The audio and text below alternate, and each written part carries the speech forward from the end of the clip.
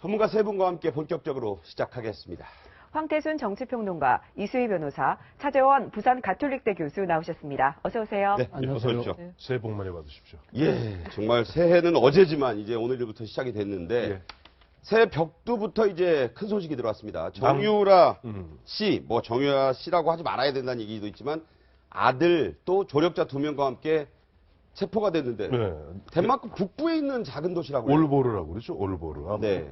덴마크의 수도인 코펜하겐에서 차로 한 서너 시간 가는 거리에 있는 그 뭐 올보르라는 조그만 소도시에서 이제 잡힌 것으로 돼 있는데 어쨌든 1월 1일부터 혹자는 어제 그런 얘기 하더라고요. 이 정유라의 원래 개명정 이름이 정유연 아니었습니까? 그렇죠. 올해가 정유년입니다. 네. 이 정유년에 정유라가 그야말로 1월 1일부터 체포되었던 낭보가 들어왔다.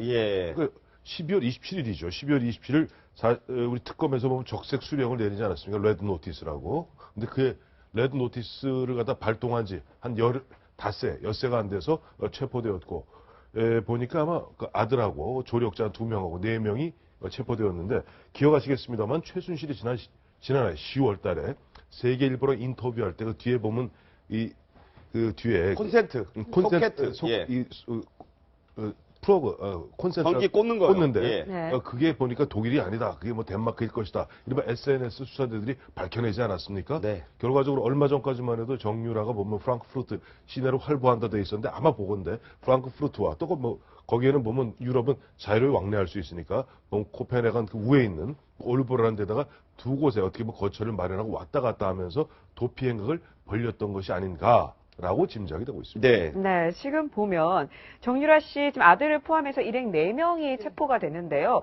이 덴마크에서도 유별난 모습을 보여가지고 레스토랑 직원이 기억을 한다고 하더라고요. 그 레스토랑 직원이 뭘 기억하나 저희가 좀 준비를 해봤더니, 네, 지금 보면 레스토랑 직원이 식당에서 많은 사람을 만날 수 있는데 특히 기억이 난다. 왜냐하면 유난히 예의가 없었다는 겁니다. 저게 전에 이제 네. 덴마크에서 최순실 씨가 예. 그 엄마가 뭐 김치 내놔라 해가지고 뭐 갑질했다는 소문이 났던 것도 아닌가 싶기도 하고요. 지금 나오고 있습니다만 그러니까 최순실이 그 10월 30일 날 작년이 됐네요. 이제는 작년 10월 30일 귀국하기 전에 정유라랑 덴마크에 가서 거기 어느 레스토랑에 가서 김치를 달라고 요구를 했고 김치가 없어서 그 레스토랑에서 드레싱으로 그 양배추 드레싱을 줬더니 이건 김치가 아니라 그러면서 또 한바탕 이제 그 진상을 부렸다 이런 보도가 있었는데 그랬지요. 예, 아마 그 뭐 갔다 그러면은 이제 이게 한국 식당 그인지는 모르겠지만 여하튼 그 레스토랑에서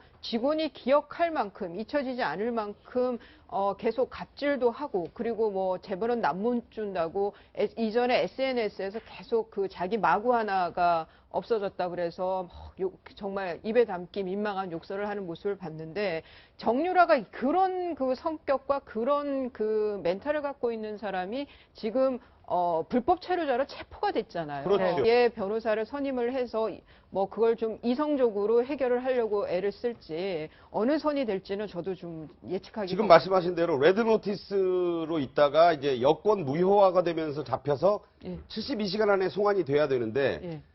지금 돈이 많으니까 현지 변호인을 선임해서 이걸 막을 그런 방책은 있습니까? 이게 지금 여권 무효화는 좀 아니라는 얘기가 또 있었고 아마 비자 문제가 아니었나 싶어요. 그 이제 독일로 갈 때 어떤 비자를 받고 갔는지는 모르지만 네. 뭐 유학 준비 비자 해도 그 도시마다 다르다고 하는데 최대 섬나 씨하고는 지금 다른 것 같아요. 예. 그때는 이제 이미 그 거기에 국적이 있는 사람이었고 현지 프랑스에 이 저기 그 정유라는 그런 경우도 아니고 그리고 또 하나는 아이가 같이 그 잡혀 있는 체포되어 있는 상황이기 때문에 그렇죠. 그냥 자진해서 국내로 들어오는 게 가장 좀 그 현명한 판단이 아닐까 아니면은 이제 아이 문제 때문이라도 저는 좀 귀국 쪽으로 선택하지 않을까 하는 생각이 드네요. 자, 이 소식이 들리자 국내에서도 즉각적인 반응이 나왔는데 그렇게 버티던 최순실이 딸 얘기만 들으면 운다 뭐 이런 얘기가 있었는데 이경재 변호사가 이런 얘기를 했네요. 바로 입장을 밝혔습니다.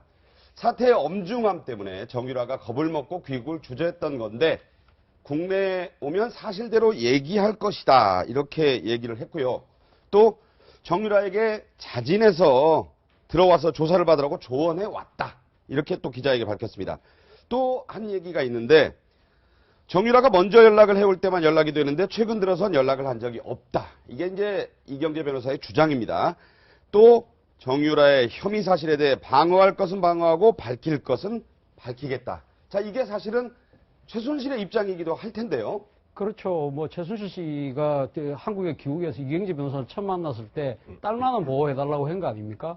그래서 지금 이경재 변호사도 자기 의뢰인의 딸이긴 하지만 상당히 좀 애틋한 뜻을 좀 갖고 있는 것으로 보입니다. 그래서 지금 자진해서 귀국해라고 지금 벌써부터 설득을 했다고 하니까 모르긴 몰라도 아마 정유라 씨가 뭐 거기서 현지에서 변호인을 또 선임해서 버티기보다는 저는 아마 이경재 변호사의 법률적 조언을 따르지 않을까라는 이제 조심스러운 낙관을 해봅니다만은 뭐 그 결과는 또 지켜봐야 될 것 같습니다만. 예.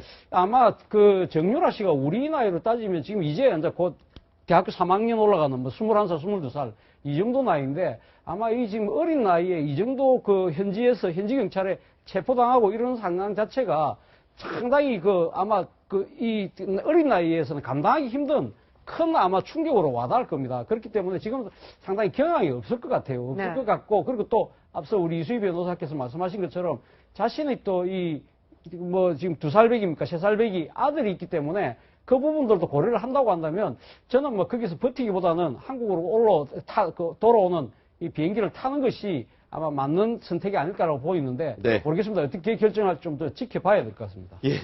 이 소식은 이제 계속 뉴스가 될 테니까 지켜보도록 하고요.